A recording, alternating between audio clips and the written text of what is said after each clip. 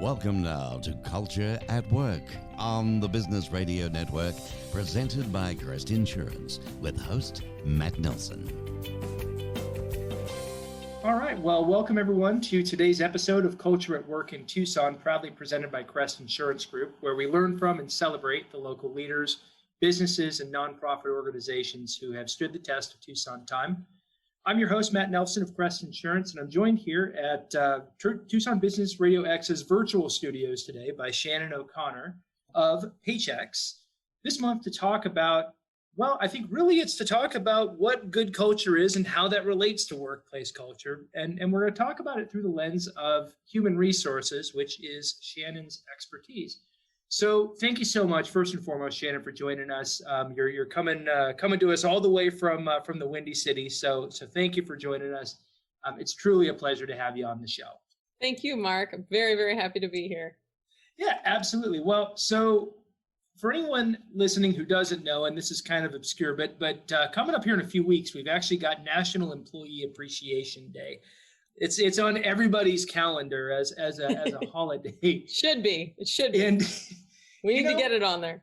Absolutely. Well, and it's kind of one of those things where I'll share a little bit about your bio in detail, but I think one of the things that's really interesting, as we talked and kind of got to know one another in anticipation of this show, is that you've got experience from the HR side. You've got experience in kind of a vendor and consulting role with Paychex. And we can talk a little bit about Paychex as a company and what the organization does. But then also you've got experience as somebody who ran a business with about 100 employees. Is that right? That is true. That is correct. Yes, I would say I run the gambit of all the different ways you can know about employee relations.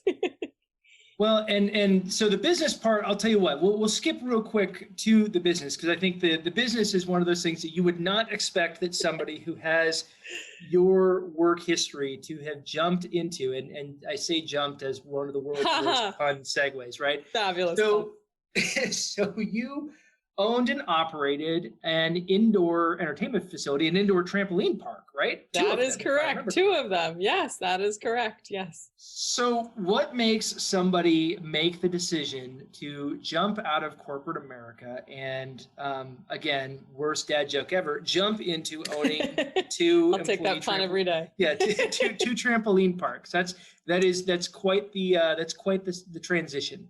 That is a fabulous question. And honestly, I think if you ask the people that were in my corporate America world, which are in my corporate America world today, I think that they were completely sort of thrown by it when that was what happened. But to be honest, it was a plan. So myself and one of my family members, my sister, she and I had sort of this idea that we wanted to do something together, but very much wanted it to be something that just had a positive feel to it. There's lots of businesses you can invest in, lots of things that you can do, but not all of them bring true unadulterated joy. And it was just this unique opportunity. There was a trampoline park franchise, actually. So I was part of a franchise, and they were sort of exploding on the West Coast initially. And I was on the West Coast at the time, but they had not been in the Midwest market yet. And so we saw an opportunity, an opening, and invested in it. And then I moved myself to Chicago to run that business for 5 years. And it was, what an adventure. I mean, just what an adventure. What's interesting about trampoline parks is you think about what they do and the kids and the joy that they bring, but they're also a bit of a retail business from a promotion sense. They're similar to a retail business. You don't really learn that until you're doing it. But the marketing side of it turned out to be sort of my highest comfort, my niche. And that's what I spent as an owner. You often pick one thing that you're going to take a hold, and then you're going to have your employees do everything else. And so marketing was the thing I held on to, on top of course, owning and running the business, which is in itself its own responsibility.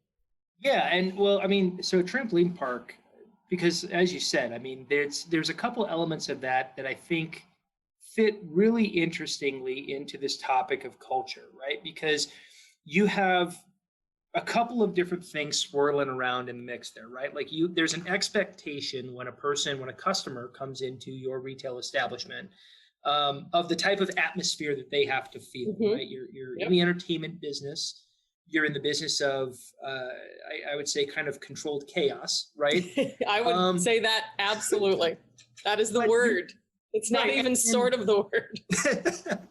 Well, and as an insurance guy who deals in risk, right? It's like there are very few businesses this side of underwater welding or working on radio towers that you would say have a risk profile like a trampoline park, right? I mean, like that's claim central, right? You got kids bouncing around on a trampoline, breaking bones every which way. But you also have to have employees that are capable of providing a fun experience. And so there has to be a culture that is developed around this idea of taking care of customers, dealing with kids as customers, right? Because it's like if the kids don't want to go there, the parents aren't going to pay to take them there. But the parents are paying, so they are your customer as well. Yes, exactly. Absolutely. And then you've also got to build your business around a culture of safety and a culture of structure, right? Because it's like if you don't have rules and safety and structure in that operation, people get hurt, and you go out of business just as fast if people are getting hurt all the time as you would if they don't want to come to the place of business because it's not fun. So how did you, with your experience, leading up to that, how did you walk that line? That is an incredible dichotomy. It's as I think about it, I mean, I think about running like a manufacturing company where you can set a pretty clear line in the sand. This is the way that we operate because this is what we do. You had to straddle a really wide gap there. So what was that like? Well, I can say a lot to that. First of all, I'm gonna bust a myth about trampoline parks here real quick. The kids jumping around and broken bones, sprains for sure, lots of sprains, ankle sprains, and ow, this hurts, and it was our job to really figure out, what kind of level are we talking about? Because when a kid says it hurts, it can mean a lot of different things. The blessing that I had was 5 years of an incredible safety record. And I give all the credit to my employees that I did not create that safety record. We led it, but they did it. And I am beyond blessed for the work that they did. The funny part is, and I laugh as I'm looking at you, Matt, and telling you the story. The truth is the most dangerous or the most significant insurance claims that are injuries actually come from adult men. I can see that. We have a bit of a biological imperative towards injury. Towards danger. Yes. So time and time again, if there wasn't a serious accident, honestly, probably 70% of the time it was an adult male, a father that was there playing and sort of lost perspective on their current body abilities. So I'll just leave it at that if that's reasonable. Age, it turns out, is undefeated. That's yeah. But I digress. To speak of the culture and the unique part to mix in there, where you absolutely did such a good job, and that's pretty impressive considering it's not your not your world, your line of business. The other piece to pull into there is that these employees are young employees. We are doing my business. It was the first job of most of the people that worked for us. It was their very first job, coming out of high school, or maybe their second job.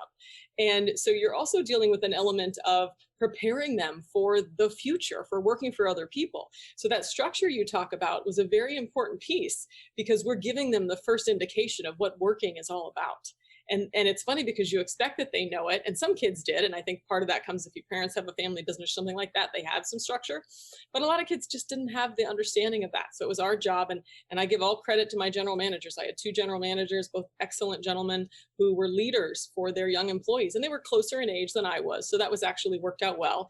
They probably needed that. And I was there as well. But I always point everything back to the general manager. And that's another key point as a business owner, I think, is not you want to give the indication that you care about the employees, that you get to know them, that you know who they are. But when they come to you with something as the business owner, that you're always backing up the person that they report to. Because in the end, if you receive too much of that and you try to solve problems, you're undermining the person they're reporting to.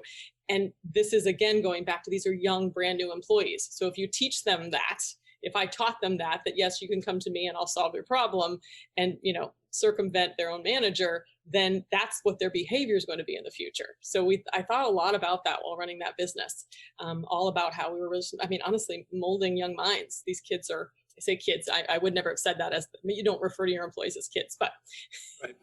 They compared to you and me, Matt. Right. And then you're teaching them how important safety is, because they are overseeing younger children. So these are, and my employees were 16 to 20 years old typically, and some were a little older, but they are overseeing young children. And then it's all about that parent who's the customer, because you said it, that parent has a different sort of outlook on what we're doing. So if we correct their child because they're doing something dangerous, we can get yelled at by the parent. That happens all the time.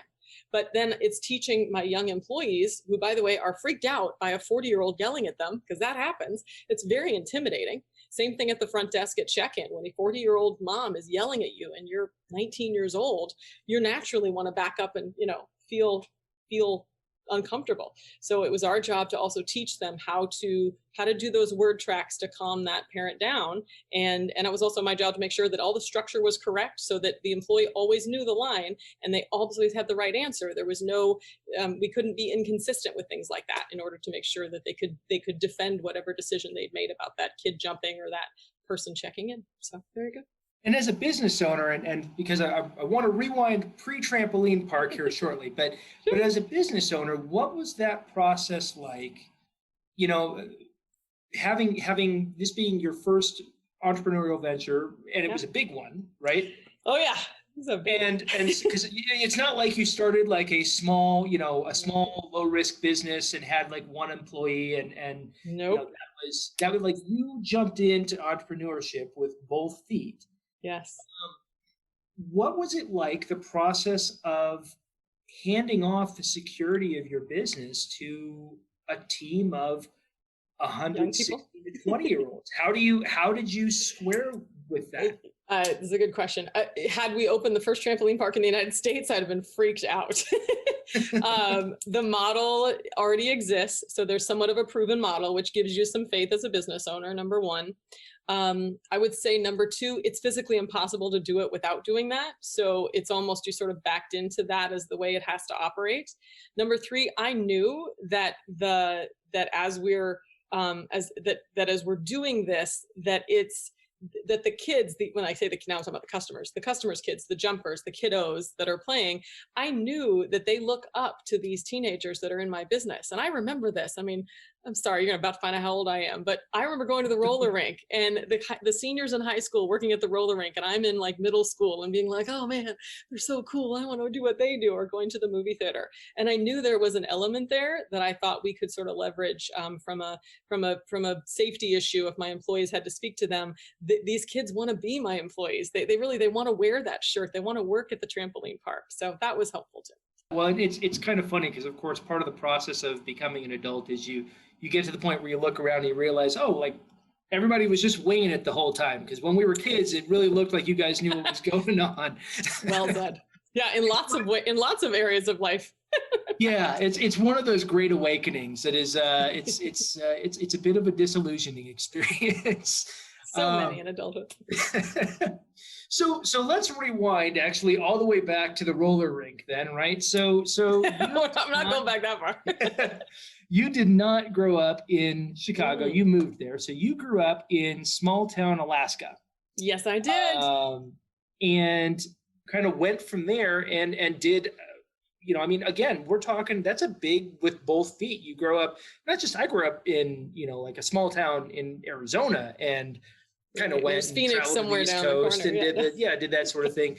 But when you're talking about like a small town in Alaska and the culture that you have up there, and then you go out and, enter into the world, right? What made you decide that you wanted to leave Alaska? What, and what do you hearken back to that you learned growing up there that really has kind of been consistent as you've developed professionally?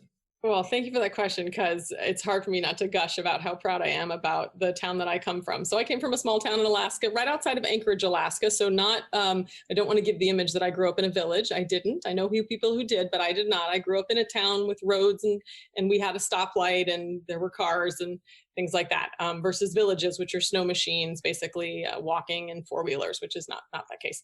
Although Anchorage is a small city, and my town was a small town, about 6,000 people when I was a kiddo, about 30,000 today. And to paint the picture, the difference is there's not another small town next to it. So this is small town, and then the next town is an hour away, sort of thing. And the next one's 2 hours away. So that's the environment I grew up in. It was very safe. it allowed you as a kid to, we talk about, being able to do whatever you want to do, right? But as like a kid in high school, you were able to be successful at something. You were able to sort of be a big fish in a small pond. And I think that gave me confidence in certain things that I thought I could just, go and do anything because I won this or won that. I was in a town of this many people. It wasn't a lot of competition, but that's all I needed. And my parents, I give credit to my parents. Both my parents were from the States, which means they were from the lower 48, meaning the continental US. So we were raised knowing that when you turn 18, you will leave, you'll go do something else. You may come back. That's up to you. We don't expect you to. You're completely on your own. Go figure it out. Of course, with the caveat that college was part of that. So they paid for half of our college.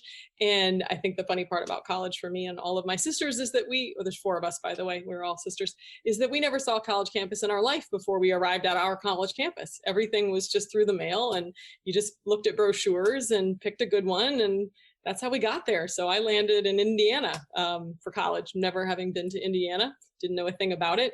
And started my 4 years at the University of Notre Dame with literally no information about it.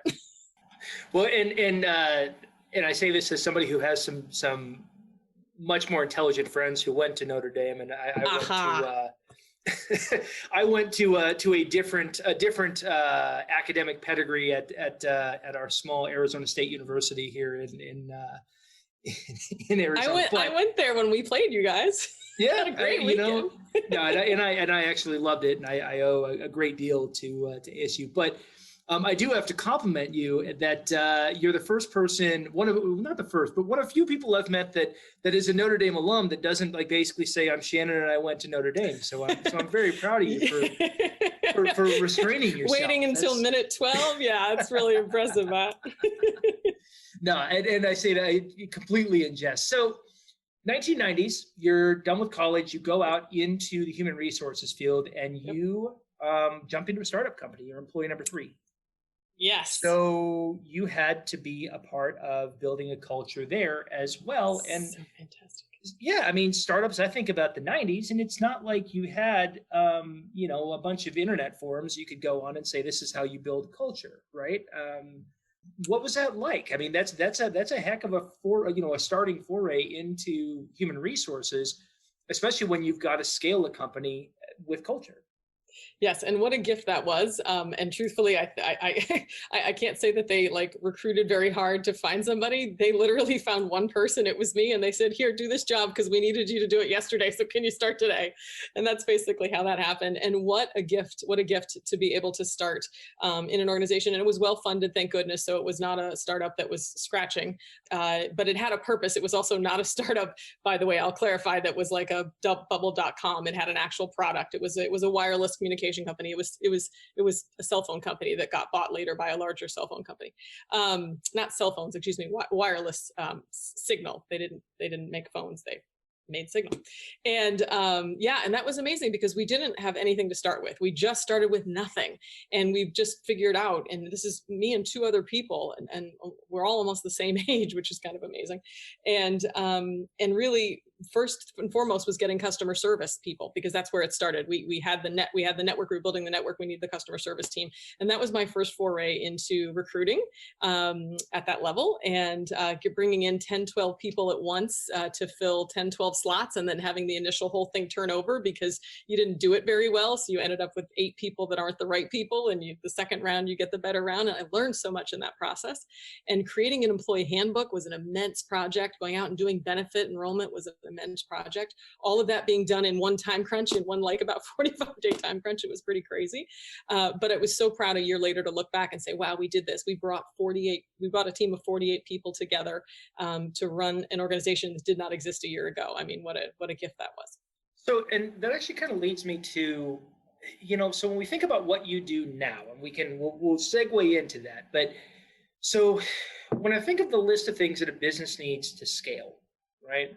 The first thing you probably need is you have to have established a market of some kind, right? So you've got an idea of a value proposition. Product to service, yep. Yeah, you've got a product, you've got a service, you have some mechanism to say, all right, this is the value and the price we're going to charge.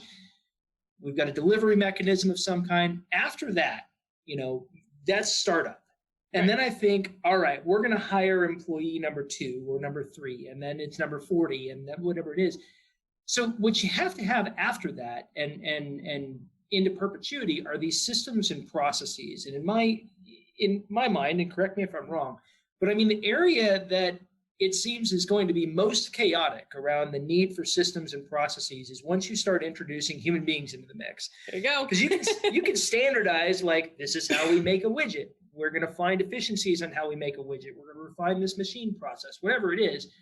You start bringing in employees, and now you've got personalities and all the myriad things that are wonderful and also probably quite frustrating when you're a business owner. So what has your experience been, both, you know, in the two fields, in your two kind of HR ventures I think we've talked about, but now what you do is you go around and consult with businesses around the country under the Paychex umbrella. What's your experience been as you've seen businesses kind of tangle with this? Are there themes that run consistently through this where businesses are doing it well? Are there themes where businesses have not done it well? What advice would you have, for example, for somebody that is kind of getting ready to go through the eye of that needle right there, and they're at employee 3, but their plan is to be at employee 100 or employee 1,000 in short order? That's a great question. I mean, I would start with, sometimes it's what that person's image is of what a good company looks like. And we all have our image of that, but some of us have worked for corporate America and some of us have worked for small business. And what that background is, in the case of the business owner or the CEO, whoever's the decision maker and how this is all going to work, that has a lot to do with how the product of the company is going to look. And I don't mean the product they're making, but the company, which is in itself a product. The first thing that comes to mind is creating the company's image to its employees, which is different, but conceptually similar to creating an image to customers. We all know companies spend tens of thousands of dollars to create the website image, to create the company image. What is a customer going to see? How is a customer going to engage with us? What do we look like to customers? That's where marketing and advertising comes in. All that money gets spent. And sometimes for one customer to have one engagement, right? One person to go to the website once, buy one product, they never come back. But we spent all that to make sure that we I don't mean that negatively. We attracted that customer in, we got them through, we removed all the barriers so that they could buy quickly, and maybe we never see them again, but we did that. Well, then we think about, that's a relationship we had with the customer. Maybe it was a few minutes long or months long or years long, but think about the relationship we have with employees. When we bring that person on, there is an expectation this is potentially a years and years long relationship. We're not bringing them in for 10 days, which if we're doing, then we're hiring a temp agency. When we hire an employee, it's meant to be a long-term engagement. So creating the company's image to the employees, to me, and it might be just selfish because I'm in human resources, is as important as creating the image out to the customers. And that piece I see is different based on how the background of the CEO or the president is. Do they come from small business? Do they come from large business? Does that make sense, Matt? It does make sense. Well, and so when you talk about the company's image, right? I mean, there are a couple of different. The word that comes to mind is like a masthead, or like your corporate iconoclast, right? Like the person that kind of sets the tone, right? And there are a couple of those standard bearers within an organization, right? There's your CEO. Oftentimes, maybe it's the business's founder, right? And so you've got that flavor, and then you've got maybe a couple different layers of executive leadership.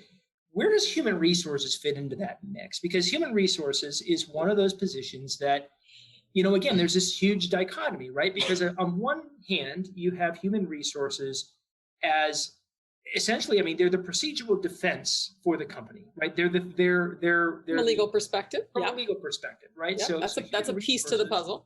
Exactly. They are responsible for setting in place the policies and procedures to kind of contain the types of people-related issues that could completely sink an organization, right? Or on the other hand, human resources is there.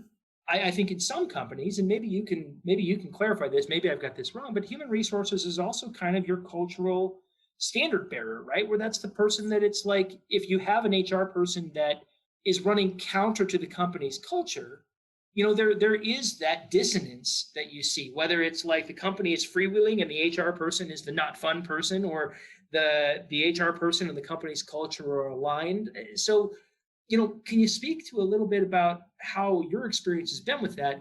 And then I guess what that probably leads me into is, what brought you back into HR and why do you stay? Because I mean, question. the HR people that I talk to, it's a tough job. It's a tough job on top of the dichotomy of responsibilities, but it's also a tough job because it's very rare that somebody's walking into HR just to say hello. It's usually because there's a problem that has to be solved, and the problem is probably complicated. So what brought you there? What keeps you there? I need to write all these down. It's like sorry, I tend to ramble. No, I got it. I have lots to say about all that. I will go in no particular order because I'll probably not remember what order you asked these questions in. But, I want to start about like who goes into HR. Who are the type of people that do the job of HR? These are people. I can tell my little story, and that is that I went to college thinking I was going to be an attorney. I very much wanted to go to law school, but I realized toward the end of school that what I wanted to do was do LA law because I had grown up watching that television show. And then I had to sort of check myself and say, okay, you better find out what being a lawyer is, because I'm pretty sure what Grace Van Owen was doing on TV isn't really, necessarily what you're going to do, Shannon. So go find out. So I went and got a job in a law firm in my senior year and found out, okay, it was different than the TV show, and sort of changed my direction that, okay, I'm not going to law school. I've always wanted to go, by the way. And if anyone wants to just pay for me to go to law school, I'll go do it because I think it'd be fascinating. But that's when I made a transition to not doing that. And how I landed in human resources was recognizing it is this beautiful myriad. If you are curious at all or interested in how like compliance and not compliance, but legal things work, HR is the greatest example of that, because we're not lawyers. We don't have to do that, but we get to like manage legal things every single day. But on top of that, we have the joy of serving. That is the heart of an HR person. We are servants at heart. We want people to feel supported, cared for, valued, communicated with. That is the heart of someone that does HR. And yes, our job is we stand next to the company. We are there to protect the company. That is why they hired us. But they also hired us to create the culture you just talked about. They hired HR people to create that inviting, attractive culture into the business. And so a couple of examples of this, because you just earlier on in your question, you talked about the CEO and the executives and how they sort of form culture. And then maybe you asked how the HR department can form culture. So if I can speak to that, I think I have some information right there. So how the HR team, and I want to say team, it's not always one person, it almost can't be, it depends on your size of organization, how they create culture is, first thing they do is, because they are the overseers of policy, they usually create policy. The policies they create to make a positive, open, happy culture need to be policies that I'm going to say it the right way, that honor employee integrity. Policies that honor employee integrity, policies that make employees feel valued and cared about. And partly it's how it's written, because believe me, you can write one policy two different ways and it comes out very different, if not written with the intent of honoring employee integrity. It's a big part of what we do, because policy is a big part of what we do. Secondly, we are part of how information gets delivered to employees, both from a software system perspective and from a human being communication perspective. So that's partly why a lot of that gets filtered through the HR department, to be honest, because when coming out of other people's mouths, it might come out harsh or direct. When coming out of the HR department, our job is to make sure we communicate consistently and it's the same information to everybody, but that it's delivered in the right way or filtered in the right way. And I'm going to tie that to something else in just a moment. We also have the joy of providing employee benefits to employees. And that's part of the joy of HR. I'll be honest, benefit administration, not so much the joy of HR, but getting to learn those benefits, understand them, support employees, that is a gift in of itself, and creating benefits that serve employees for the now and for the later. And that is everything in what we do. And this is sort of the gift of what HR does. For the now are benefits like health insurance, very, very important benefit. And I was listening to one of your other podcasts and I was just absolutely laughing when the gentleman was speaking about the premiums that we used to have way back in the day. And I remember the first year I had to introduce a deductible to the employees. Right. And Matt, let me tell you, one would have thought the ceiling was falling in. A deductible, $200? What? Right.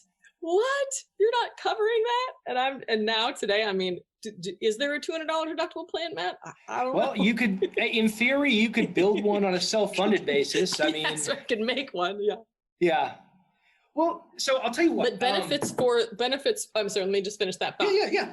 But for the HR department, we provide benefits for the now and benefits for the later. And benefits for the later are to honor the employees once they're done working. So that can be the retirement benefit, whether there's a match or not. Just the gift of being able to deduct money pre-tax is a benefit, and having it automatically happen is a benefit to employees. And that's what 401k can do, whether it's traditional or Roth.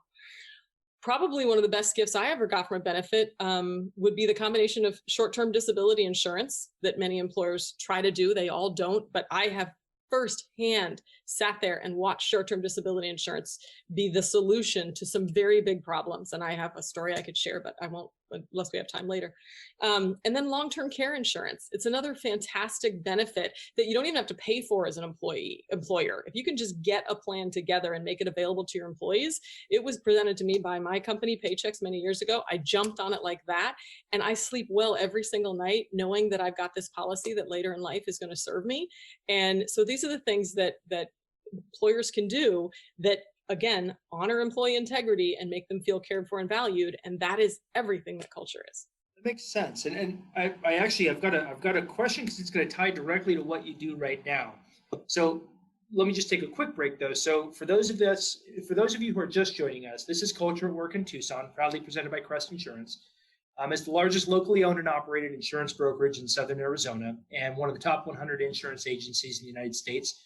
Crest is your hometown broker to assist with commercial insurance, workers' compensation, and employee health insurance plans, up to and including all the lovely benefits that Shannon brought up. I wish I could say that I even paid you for that segue, because I've lived employee benefits personally for 16 years that I've been in the insurance industry, and it is one of those things that there are so many of them that go unsung until their needed. Disability is a great example. But for any of them to be perceived as valuable, I mean, it is just absolutely essential that the HR department buys into it, because it is one of those things that, I mean, it's work, right? That's like you said, yes. Benefits administration is, yes. is add nobody's... add on a line of insurance and you're adding on a job to me. Yep. Exactly. Benefits administration is nobody's favorite topic. Now, I think, it's one of those things. Like, if you build the systems the right way, it can be something workable. But if you go in with, much like culture, if you go in without a plan and without building the systems out the right way, it can be a nightmare, right? And you're having an entirely different discussion out of human resources with your employees. So, well, anyways, with that said, so I'm your host, Matt Nelson, and now back to our conversation with Shannon O'Connor from Paychex. So I'll tell you what, let's talk about what you do at Paychex now, because you are in really you're in a very interesting niche of, I would expect when most people hear Paychex, they think, oh, the people that do payroll, right? I mean, it's in the name. Yes. They cut the paychecks. Yes, it's in the name. Yes. And there's a lot more to that. And some of our more astute listeners might even say, well, okay, like I remember, we had a paycheck, we had them doing paycheck processing, and then somebody talked to me about like a professional employer organization, right? Where it's like, I could lease employees.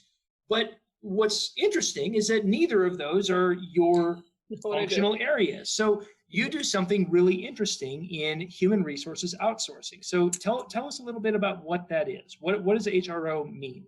Yeah. So Paychex, about, goodness, I want to get my years here, about 20 years ago, tiptoed into the space, and the tiptoe didn't last long because we realized very quickly what a great service it was. We tiptoed into 20 years ago, into the area of taking the knowledge that we have today we're a 14,000 employee company, 14,000 plus employee company. And you can imagine when you are managing 14,000 people, and most employers don't have that many human beings they have to manage. But when you do have that many, you have to have the top level Fortune 1000 level HR expertise inside your organization. And can't just have one of them. You have to have a team of them. What it takes to run 14,000 employees, you wouldn't even want to know what it takes to do that. But we thought to ourselves, okay, well, we have all of this in our vault. We are already training supervisors every single day to prepare for employee relations challenges. We're already making sure that employees understand their benefits. We're already making sure that everyone understands diversity in the workplace and non-harassment in the workplace. We're already writing handbook policies. We're already handling employee crises that come across because we have 14,000 people bumping into each other. That is part of life. So what if we could take that concept and turn it out to businesses and say, plug in here, plug your business right in here, and we're going to give you the resources we use every single day to manage employees, both from a systems, and I mean software in that case, perspective, and from a human being HR support perspective. So you get a fractional HR department with Paychex, and not fractional in the sense of broken. I'm always careful with that.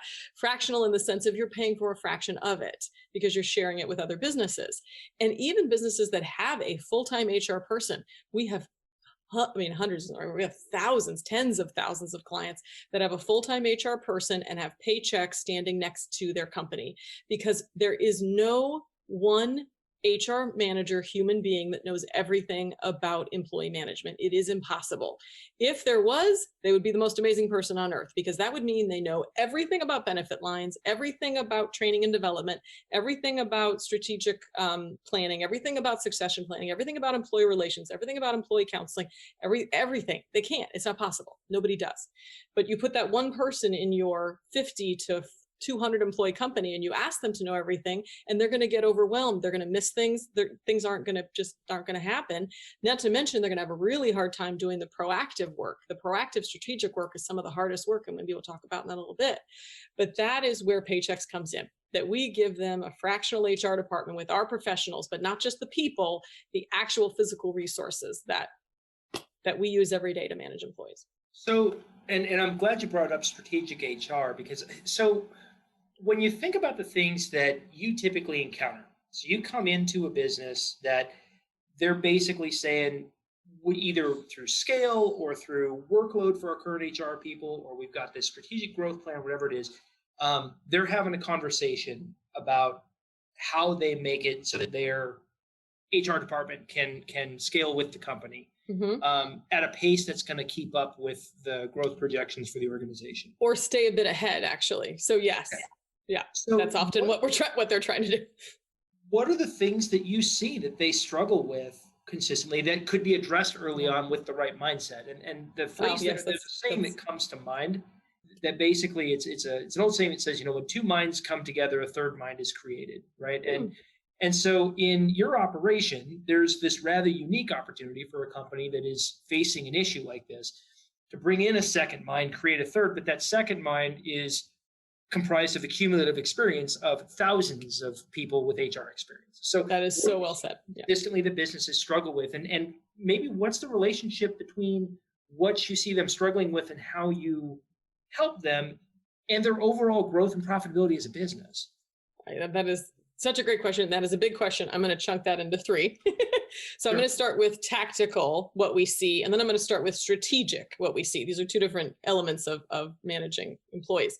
Tactical is the day-to-day administrative tasks of managing employees. Benefits are one of those, by the way, Matt, and part of the fun. And we'll talk about the challenges and the tactical, and then I'll go to the strategic. So the challenges that we see most often in the tactical is actually systems that don't talk to each other. And this isn't just in the HR world, right? This is in any world. Everyone deals with this. When you go from your version of small to your version of medium to your version of large, which everybody's measurement is different. But as you do that, when you're small, you often sort of grab this and then grab that and then grab that and try to make them talk to each other, these systems. And in our case, I'm talking about, you've got one system that you turned on to make it collect your employees' time and then do PTO requests. You got another system that runs payroll. You have another system that holds employee files. Then over here, we've got a system where when somebody gets hired, we send them a link and they fill their information out, but that system doesn't tie to that system. So we're moving data over. And then, the granddaddy of them all is benefits administration, because it's the hardest one. When you've got people making changes and they want to make a change and they're using a paper form sometimes, or they're going into a website and making a change, but the website doesn't actually change anything. It just produces a report that has to go to whatever line of benefit. And when I say line of benefit, health, medical, dental, vision, whatever, it all has to get manually pushed over. When those systems are not connected into a single integrated system, with the employee file being sort of the base of it, then that causes an immense amount of work. Not just work is okay. We all don't mind work, but errors. It causes errors. And those errors have two challenges. One error is the employee frustration of every time I go to do something with my company, I click something, it sends me to another link with another password, and this interface looks different than that interface. And I don't get it. I get frustrated. I give up my company. It's not professional. I don't feel valued as an employee. I don't feel like I'm looking, and I'm watching, by the way, at what they do with marketing and their website and how much money they put into all of that. And here's what they give me as an employee, and I work for them every day. And that may sound crass the way I described it, Matt. It is 100% true. Employees do judge their company culture based on how their experience is when they interface with this stuff. And more today than ever, and I know we say that a lot, but we're not as connected to our companies because we're working from home a lot. So that interface means a lot. So that's what I'll say about the tactical. Does that answer that question okay? It does. And so how do you tie that to the strategic, right? Because you've got these tactical objectives that are components of a strategic goal. How do you bring those things together? Because so often, maybe you might not have the option for an integrated system, or maybe it's, the system is kind of rolled out in phases. And so as an HR person, you're constantly struggling to keep up with this kind of ever widening gap. And quite frankly, there's a lot of potential downside risk as an HR professional in making changes like that and taking these big strategic visions. So how, I guess, two-part you question. have to have the buy-in. You have to have buy-in. You can't do it by yourself. It won't get done. And the pushback will come from two places. Number one, changing a system is a lot of work sometimes. And changing a system when you have 100 employees can be a lot of work because it could affect 100 employees. But typically the HR person is then just tasked with saying, look, let's remember, we're going to change this for 100 employees. And yes, it's going to affect 3 or 4 people inside the company who have to do the work, and then 100 people who are experiencing a new interface. But we're going to get to 125 employees, and I don't want to get there in the same system because it's going to continue to cause errors. And benefits admin is one of the best examples I can give, because you know what happens when somebody terminates. So an employee is no longer with the company, the HR person clicks the button, close the file, terminate it. If that information does not get to the health insurance company, what happens, Matt? Yeah, I mean, the employee doesn't get enrolled. They're in the doctor's office, and that's when they find out they don't have coverage, and they call HR. The opposite. In this case, it was a termination. So the company keeps paying that employee's health insurance. Yeah. And then they have to go back to the insurance company. They might find out 4 months later, and they're battling, and maybe they get a 2-month credit, but they spend $1,000 that they didn't need to spend because these systems weren't in place. I'm not saying it's easy, but it's always better to do it earlier. Yeah, what's more, you might have to back out claims. So you got to come back to your ex-employee now, and the insurance company has to tell them that, hey, we paid this claim. You actually weren't an eligible recipient of it. And then there's the question, did I get a COBRA notice out in time because we Yeah, I mean, it snowballs very quickly. And actually that snowballing effect, I'm really interested in this tie between. So oftentimes when you talk to somebody who's not in HR, and I hate to pick on founders because founders have a monumental task. When you're standing up a business, it's a monumental task, right? But oftentimes I think there can be a trap. There can be a mental trap that you can fall into where you start looking at things like accounting, your finance team, which I think finance, we've gotten pretty disciplined in understanding that finance is not a cost side function, right? I mean, finance keeps you from losing money, so you want to invest in your finance team. Human resources, I think, oftentimes gets really unfairly painted as strictly this cost side function. Center. As a cost center. And I guess you could, if you look at it in the top inch of water on the pond, I guess I could see where somebody could view it that way, but that's only if you don't consider the cost of hiring, the cost of firing, the cost of an employee who has an issue or creates an issue. And I mean, all of a sudden you start to realize that your HR team are the I guess you could say kind of like the internal salespeople who are keeping those things from becoming becoming your massive cost centers, your massive drains on revenue. So how does an HR person position that way? Because that's not the way that it's traditionally received. I'll give you two answers to that. One, it's the traditional answer, and one that's a little bit more personal to me. Turnover is the traditional answer, that if you're going to if people need math, if the founder needs math or the finance person needs math, then the answer is turnover. Because if an HR person is in HR solutions in place, it doesn't have to be a person. It could be, a person and a Paychex or a PEO or whatever that is. If that's in place, and because of that, we had a great company image, good company communication, not frustrated employees, we had lower turnover. All it takes is the math of how much does that salary cost? How much does it cost to replace that person? We usually say 1/3 of their annual salary. Let's go down. Let's say 1/4 of their annual salary. Take that times 5 employees, and you've paid for your HR department. And then everything after that is money back to the company. That's the traditional answer. My answer is actually different. I truly believe that the HR department creates more productivity for the business. And I think this is maybe that business owner mind in the back of my mind, but I do not want to think of my employees as cost centers, but I do have to think of them as a cost, meaning everyone has a salary. There's a dollar figure associated with the human being that works for me. That does not discredit what they do, does not make them any less valuable, but there is a dollar associated with that. If you think of, I have 100 employees and I've got everybody distracted, or I've got even 10% of these people distracted by whatever's going on, issues that we're not addressing with them, their productivity is going down, because that's what happens when people get distracted. Let me add another one. Let's say I've got a manager that I don't realize is not a really good employee supervisor, and they're not engaging with their employees. Their employees don't feel valued. The employees don't feel attracted to that manager. And I don't mean it in a physical sense, Matt. I mean it in an emotional sense. And I'll use an example. I ask anyone who's listening to think about, go back to your first maybe 5-6 jobs you ever had as a 20-something. Think of that manager you worked for, that you love to work for, you love to show up to work, you love to work with them.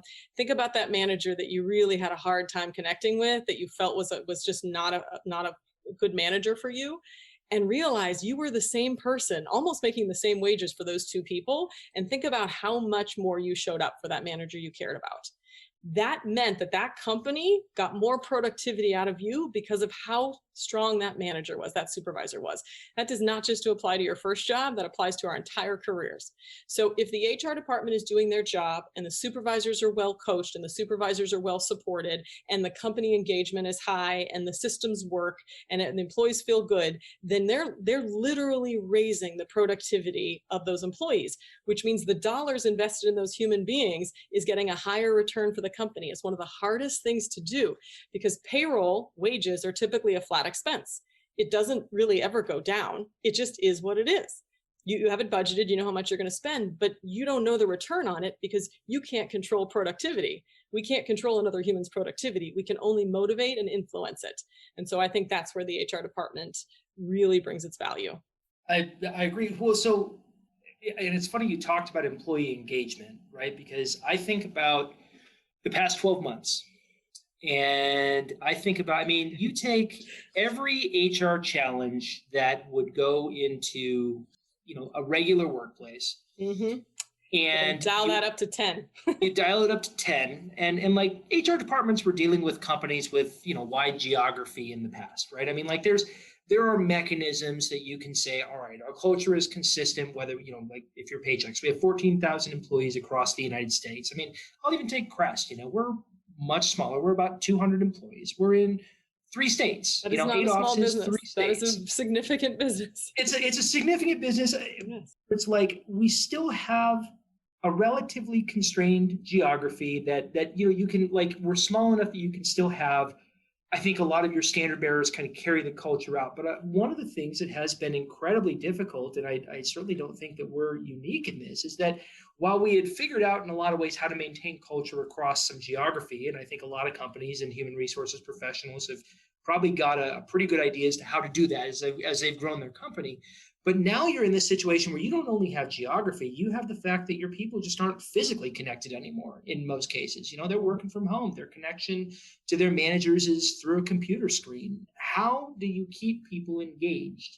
What does your culture have to do to work in this current environment? And let's say that you're building, let's say it's not even a negative thing. Let's say you're building a business, and what this has opened your eyes up to is, you know what, we could have a business that we're everywhere. There's nothing that says we have to go back to this old way of doing business. Yes.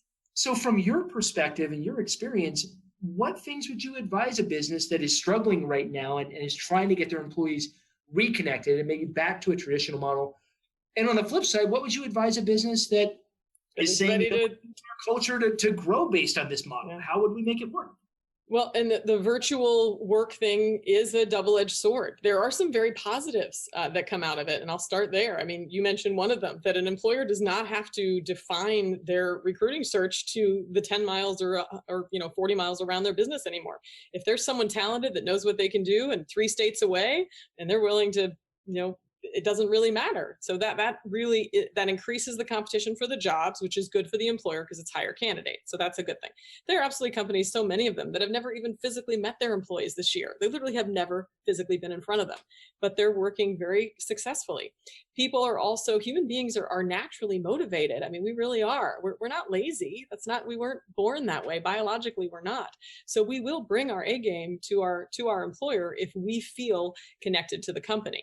I think that while the HR department has a piece to do with this, and I think their piece is making sure that that certain communications going out regularly from the company, and I'm thinking of things like, well, first of all, if a company doesn't have an EAP plan, 2020, 2021 is the year to have an EAP plan. It's just short of necessary now. And people are Share a little bit about what the EAP plan is. You know what? You're right. I just didn't do an acronym? I'm sorry about that. It's the industry. We throw them around like they're candy. Thank you, Matt, for catching me. An employee assistance program. An employee assistance program is usually it's typically like a 3-tiered benefit that provides 3 different sort of types of help, but it's entirely to help the employee in their personal life. When it could be any one of 3 things that might, well, more than 3, but the 3 majors that we think of when an employee uses or calls in their employee assistance program. Number 1, it's completely confidential.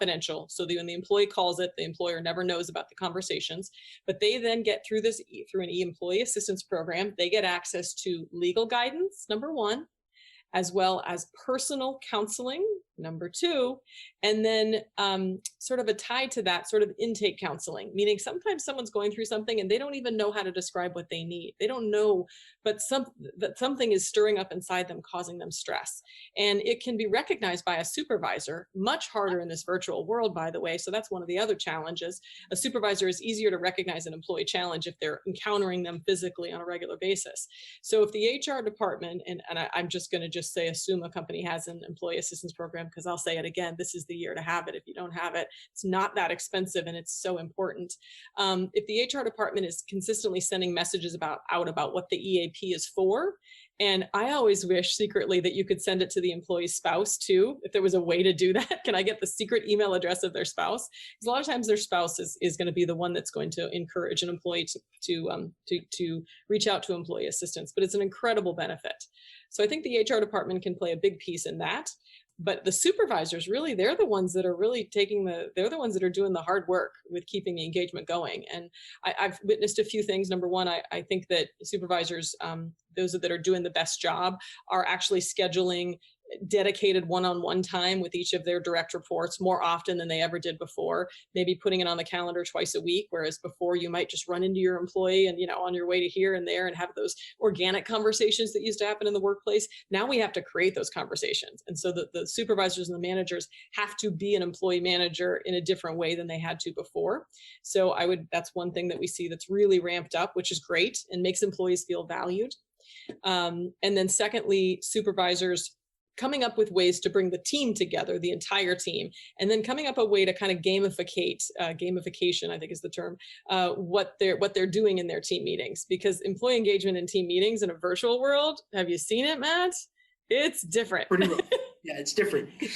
We're not wearing our ties and sitting in the conference room with our coffee and our, bagel and ready to go. And this is all we're doing. We're in our house with our kids behind us and the dog running around and our phone dinging and all that kind of stuff, things we could never do before. We didn't have a mute button before. We couldn't do that. So some of the most successful things I've seen is supervisors who start the whole meeting off with a game, whether it's trivia or some sort of, really fun way to engage all the employees together, get everyone's attention, get them back onto what they're doing, and then go into the work that is the purpose of the job. It kind of circles around because, as we mentioned when we started up, huge national holiday, National Employee Appreciation Day coming up Big in a day. couple weeks. Big right? day. And I say that tongue in cheek because it really should be, especially after the year that your average employee has been through. I mean, quite frankly, the fact that everybody is still waking up in the morning, and if Zoom is your office at the moment, that everybody is able to kind of still wake up in the morning and fire the laptop up and kind of get about their day, when you factor in the absolutely incredible amount of headwinds that people have been fighting through for the past 12 months. Mm-hmm.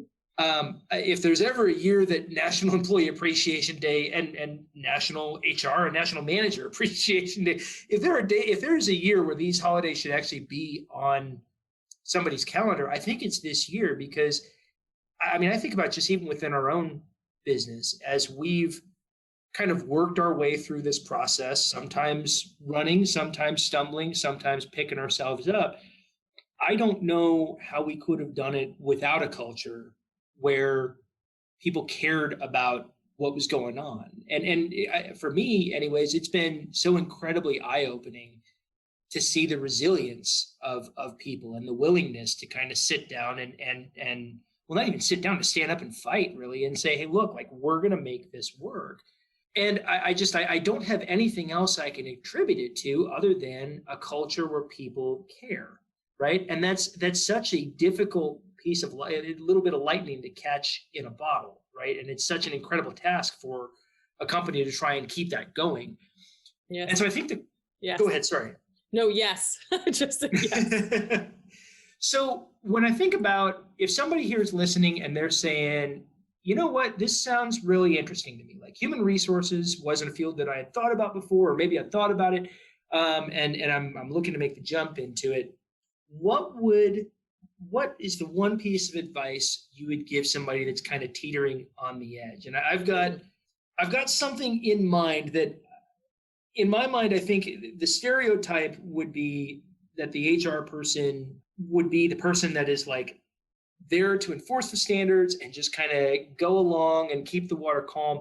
And in my mind, I listen to you describe your experience. I think of the kind of iconic HR people that HR professionals that I know, the people that are memorable, and they are completely the opposite. That, like, two words would describe them, and they adhere to this idea of being bold and being brave. Because it is one of those things where it's like you have to set the tone. So what would your advice be, though, from your years of experience and all the businesses you've consulted with, somebody who says, I'm interested in this field, I want to get into it, what's going to keep me going? I would say know if you have a heart to serve, because that is a part of the job. That is what HR people do. They serve every day. They're serving the employees. That's who they're serving. But a heart to serve is very, very helpful in this career. Be strong, because you're going to go up against sometimes some forces. It could be an employee, it could be a supervisor, it could be literally just two people saying, hey, I think we should do it this way, and I think we should do it this way. And you have to be able to state your case, come out with with an intelligent argument, and that we all have to do that in our roles every single day. But I think in HR, it just happens a little bit more often, because we are creating policy, we are creating trend, and we are also trying not to create precedent. And I don't know if that made any sense, but that's part of our job too. We're trying not to create precedent. We're clear with the not. We're trying not to create precedent, because if we accidentally allow something to happen in our organization that's an exception somewhere, that causes risk or liability down the road when we don't do it again, and suddenly accidentally we create an opportunity for the company to get sued. So we have to know that every day too, that we are also the protector, we're the shield. Well, we're coming to the close here. So, Shannon, I just want to say thank you so much for your time. One question before you leave, being yes. I'm a fellow part-time Chicagoan, so I've got to ask. Lou Malnati's Pizza, Gino's East Pizza. What's your pizza shop du jour? Mine is Moretti's, actually. Oh, Moretti's is good. Moretti's. I was going to say, or like you could be like a Portillo's or something like that. For me, it's Moretti's. Thank you for asking. Yeah, absolutely. Well, again, Shannon, thank you so much for coming and sharing your expertise. I'm going to put your LinkedIn information in the Thank you. Information about the show. But if anybody has questions about, kind of what Paychex HRO does, is there a place, is there like a repository where they can get an idea, or is it best for them just to reach out to you and kind of get an idea as to how it all works out? Please reach out. I would love that. Available, absolutely. Find me on LinkedIn. That would be great. And certainly paychex.com is a great website. There's an immense amount of information there. It can be possibly not as easy to come all the way through if you're looking for something specific. So by all means, reach out and I'll be happy to help you find it. Perfect. Shannon, thanks again. And for those of you who have joined us today, I hope you've enjoyed the conversation. Thank you so much for your time. We'll catch you next month, Culture at Work in Tucson. This is Matt signing off. Join Matt for another interesting Culture at Work podcast right here on TucsonBusinessRadioX.com.